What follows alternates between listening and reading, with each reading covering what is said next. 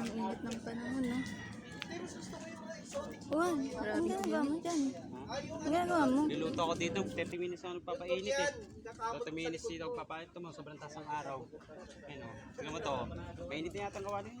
Kukulo ba yan? Kulo yan, luluto yan. Tignan mo, wala tayong gas eh. Naubusan tayo ng gas, napubayad ako. Luluto yan ha.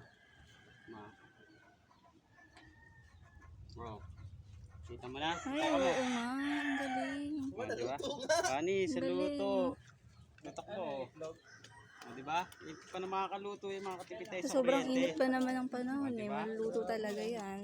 Tignan mo, kumukulo pa oh. Lutok mo oh.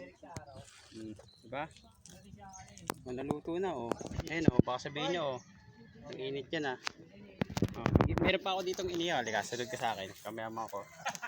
Tara. Let's go. Inihaw pa ako.